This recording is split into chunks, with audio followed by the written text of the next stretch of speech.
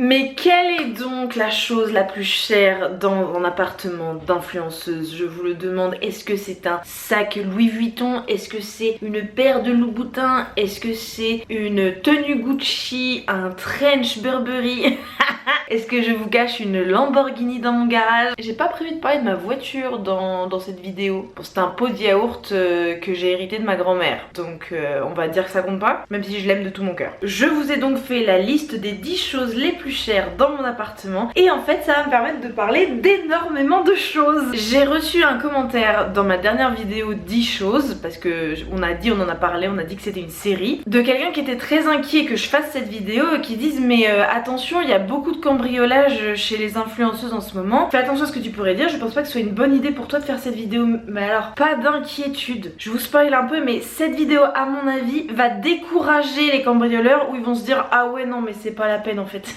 Vous allez le remarquer, en fait, tous les objets qui ont de la valeur, en réalité, sont des choses qui perdent en valeur. Vous voyez, une voiture, ça perd en valeur avec son utilisation. Un appareil électroménager, un appareil électronique, ça perd en valeur au fur et à mesure de son utilisation. Je n'ai rien qui pourrait être de l'ordre d'une collection, d'une œuvre d'art qui pourrait prendre en valeur. Enfin voilà, je n'ai aucun investissement matériel puisque toute ma thune, vous le savez depuis des années que je vous bassine avec ça, toute ma thune va dans deux choses, mon entreprise et ma maison. Future maison qui n'est pas encore sortie de terre. Oui, mais il n'empêche que plus j'économise de sous, moins j'aurai d'argent à emprunter. C'est ça l'objectif. Tous ces disclaimers étant maintenant faits, je vais commencer par la chose la moins chère de cette liste des trucs les plus chers.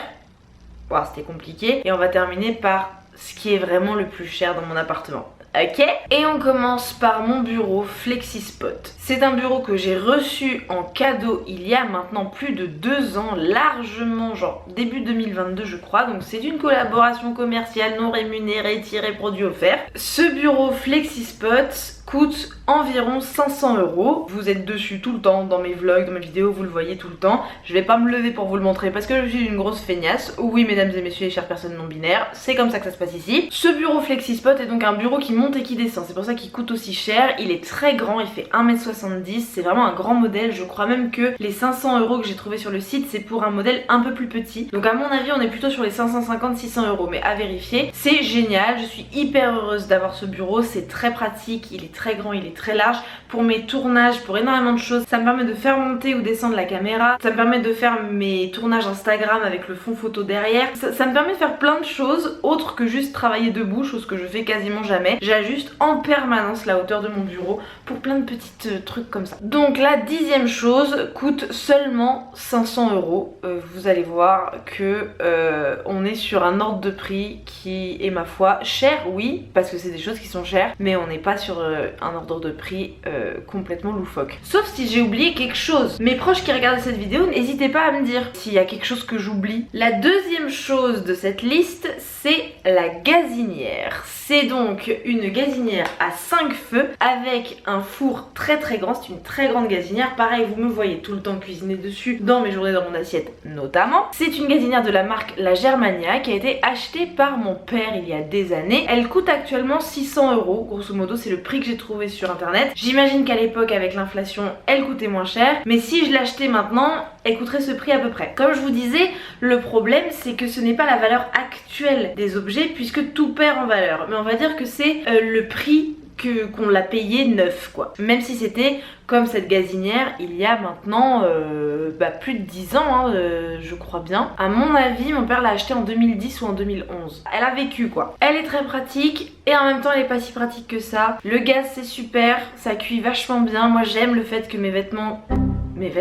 Moi j'aime le fait que ma nourriture cuise au feu, même si c'est pas très safe et qu'on a déjà eu une grosse frayeur et qu'on a fait venir Urgence Gaz à 20h30 un lundi soir, c'était super. Je ne sais pas quand on aura notre future maison si on passera pas sur un truc un peu plus standard parce qu'elle prend quand même beaucoup de place. C'est un sujet qu'on abordera avec notre futur cuisiniste hein, quand on choisira notre cuisine. Mais à mon avis, peut-être que voilà, si cette magnifique cuisinière peut rentrer dans notre future cuisine, je ne suis pas sûre. En tout cas pour l'instant elle nous sert de ouf, je suis super heureuse de l'avoir. Juste elle crame tous mes gâteaux parce que c'est un four à gaz qui ne cuit que par le bas. Mais bon, je lui pardonne, elle est très mimi. La troisième chose la plus chère, d'une valeur de 700 €, c'est ma gouttière dont je vous ai déjà parlé dans la dernière vidéo 10 choses que je vous mets en barre d'infos parce que je vous en ai déjà parlé. Je vais vous la chercher, j'ai oublié de vous l'apporter. Faut que je vous la montre absolument, bien sûr. Qui a envie de voir mon dentier?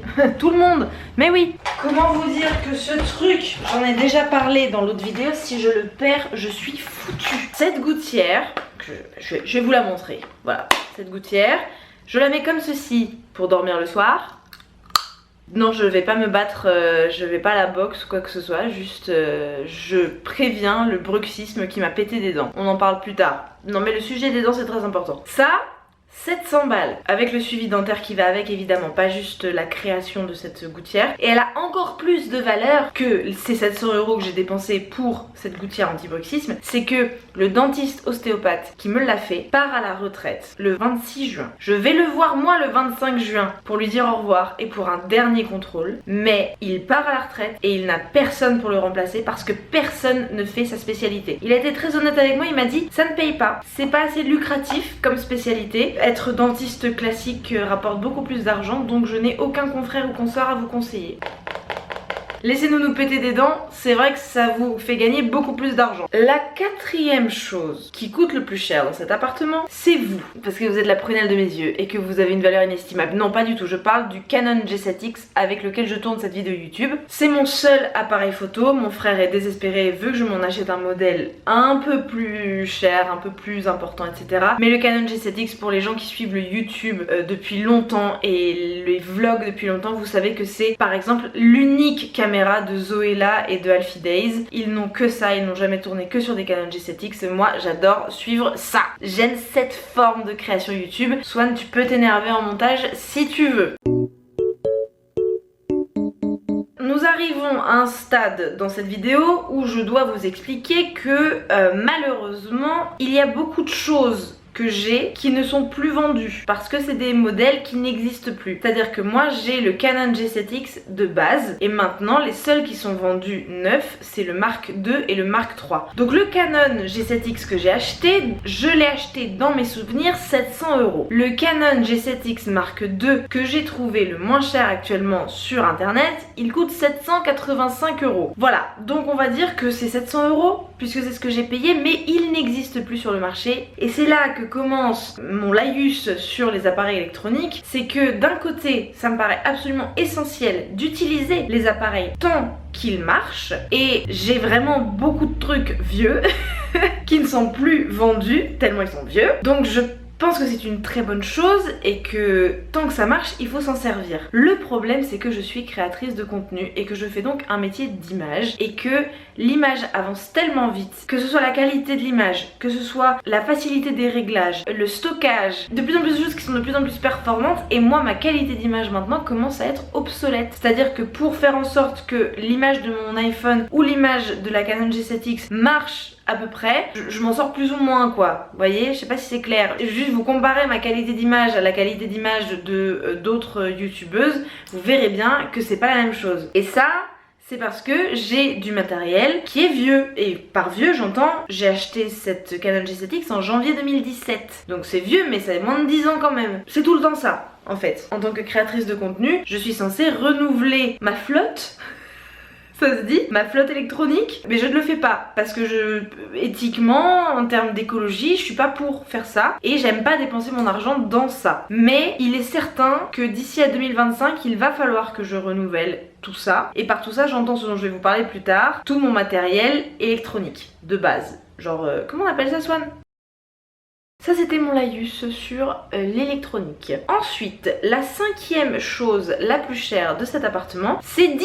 C'est mon Dyson. Didi m'a été offert l'année dernière par Dyson eux-mêmes en échange d'un TikTok. Didi le Dyson est une révolution pour moi. Il coûte 800 €. Voilà, ça c'est son prix de vente, 799 pour être très précis. Je ne l'ai donc pas payé, mais c'est la valeur de l'objet. C'est ma foi le meilleur aspirateur que j'ai jamais utilisé, il est extraordinaire. Il me fait aimer passer l'aspirateur, il est d'une puissance incroyable, il passe dans tous les recoins, il est juste génial. On a juste un problème, c'est qu'il trône au milieu du salon et qu'il faudrait vraiment que je lui trouve une autre place, mais j'ai la flemme. Donc ça, typiquement, c'est le genre de truc qui perd en valeur. Évidemment, je vais jamais pouvoir revendre 800 € ce Dyson et jamais de la vie un cambrioleur viendra voler un Dyson. Tu vas pas t'emmerder à cambrioler une maison pour choper l'aspirateur qui forcément a déjà perdu les 3/4 de son prix. C'est pour ça que je m'inquiète absolument pas de vous faire cette vidéo. S'il y a quelqu'un qui vient me cambrioler après, il y a quand même mieux à faire dans le centre-ville de Poitiers, frérot. Je te montre 2-3 baraques, pas forcément plus compliqué à braquer que moi. À mon avis, il y a plus de trucs dedans. Chacun son business. La 6e chose la plus chère de cet appartement, on reste dans l'électroménager, mais cette fois je l'ai payé, c'est la machine à laver 1000 que nous avons acheté avec Léo il y a maintenant un an et demi, je sais plus. On a acheté cette machine à laver parce que justement, c'est quelque chose dont je vous ai déjà parlé. J'ai le luxe de recevoir beaucoup de gifting et j'ai notamment en 2022 reçu un lit dont je vous parlerai plus tard, qui m'a permis de ne pas dépenser toutes mes économies dans l'achat d'un lit. Parce que c'était essentiel de m'acheter un nouveau lit. Et donc avec Léo on s'est dit, vu qu'on a eu très peu de dépenses à faire pour notre appartement, on va acheter une très bonne machine à laver. Et on a donc acheté ce modèle là, mais petit truc que je voudrais préciser quand même, on l'a payé 800 €. Et comme vous le voyez, il a plus de 1000 sur le site. 1000, la marque 1000, marrant. Donc ça c'est typiquement une marque qui profite de l'inflation. Parce que à aucun moment cette machine a pris plus de 200 € en l'espace d'un an et demi. Hein. C'est clairement la crise économique. Moi j'adore la qualité de la marque 1000 et je suis vraiment impressionnée de leur électroménager. Mais ça c'est se foutre de la gueule du monde. À aucun moment, dans aucun monde, le coût de fabrication a augmenté de plus de 200 €. Il n'empêche que cette machine à laver est géniale, absolument superbe. Mais bon, c'est une machine à laver, je vais pas non plus passer 2000 ans dessus. La 7e chose la plus chère de cet appartement, c'est mon téléphone. Ceci est l'iPhone XS Max. Et donc, nous avons encore une situation assez particulière, c'est-à-dire qu'il n'est plus en vente nulle part en neuf, il est vendu uniquement en reconditionné. Il coûtait donc 1259 € à l'achat et je l'ai acheté en 2020. Voilà, ce téléphone a plus de 4 ans. À l'époque c'était un des meilleurs téléphones sur le marché. Là maintenant l'image, même si elle est excellente, en fait j'avais acheté à cette époque là le XS parce que je savais que la qualité de l'appareil photo était meilleure que les autres iPhones et j'avais regardé des comparatifs qui disaient qu'en gros la qualité de l'appareil photo n'a pas été améliorée avant l'iPhone 14. Donc en gros je m'en suis sortie niveau obsolescence de l'image sur la totalité des réseaux sociaux et des créateurs de contenu. Je m'en sortais bien jusqu'à il y a à peu près un an. Maintenant, ça commence à être compliqué. Il n'est même plus en vente tellement il est vieux. Ça va hyper vite dans l'électronique. Je suis pas d'accord avec ça, mais en fait, je suis un petit peu obligée de me plier à tout ça. Je vous parle pas de mes ordis et de mon iPad qui sont voilà, mon Mac fixe est juste derrière vous, mon iPad est dans le tiroir, mon ordi portable est sur le bureau. Je vais pas tous vous les sortir, mais en gros, mon iPad souffre d'obsolescence programmée, le pauvre, puisque il ne peut plus supporter de mise à jour, donc je peux même plus allumer l'application YouTube qui est ce pourquoi je le regardais. Les mises à jour de l'application ont dépassé la mise à jour de l'iPad que l'iPad peut faire, c'est clair ou pas? Non. Mon ordi fixe, mon Mac, mon iMac, je l'ai depuis 2010, il a donc plus de 14 ans. Ça fait bien 5 ans qu'il a pas eu de mise à jour, le petit cœur, il nous sert de télé. Voilà, et de temps en temps j'écris un ou deux mails dessus, mais c'est vraiment extraordinaire quand ça arrive. C'est vraiment ma télé pour regarder Netflix, YouTube, nos disques durs et des DVD, parce que il est tellement vieux qu'il a un lecteur DVD intégré, ce qui est un grand point positif. Et enfin, mon Mac Air, pareil, il est plus vendu. Il date de 2013, c'est un Mac Air 11 pouces, ça n'existe plus. Voilà, le petit modèle 11 pouces, c'est ça. Hein. C'est un modèle de Mac tellement petit qu'il n'existe plus. Donc je l'ai eu en juillet 2013, c'était mon cadeau de bac de ma mère et mon beau-père. Bah voilà, il est plus en vente, il vaut plus rien quoi. En gros, je pense que si tu me piques toute ma flotte électronique, on va l'appeler comme ça même si c'est pas du tout ça le terme, t'en tires 150 balles quoi. Donc c'est l'objectif dans les prochains mois de me racheter au moins un ordi portable et un iPad et un iPhone. Mais moi tant que ça marche, en fait j'en ai un petit usage. C'est mon frère qui monte mes vidéos, donc moi pour mes TikTok, si j'ai besoin de mon ordi j'utilise iMovie vite fait et puis voilà. J'ai pas beaucoup d'usage, je joue pas aux jeux vidéo, enfin il y a beaucoup de choses pour lesquelles je n'ai pas besoin d'un nouvel ordinateur. Mais bon, mon ordi portable, ça fait 2 ans qu'il a 2 touches qui marchent plus et je m'en sors comme ça. Il tient plus la charge, là à un moment donné il faut agir quoi. On approche de la fin les amis, et là c'est là que c'est rigolo, c'est que le 8e truc le plus cher dans cette maison, c'est mon lit. Et c'est même le 8e et 9e, je vais vous expliquer pourquoi. Mon sommier et mon matelas m'ont été offerts en 2022 par la marque. Donc c'est un Kipli, c'est un sommier 100% made in France. Dans mes souvenirs, c'est du peuplier français, le bois, et la couverture autour, le tissu autour, c'est du lin. Et c'est 100% français. Donc on est sur un lit qui est extrêmement cher parce que c'est un lit coffre déjà, mais surtout parce que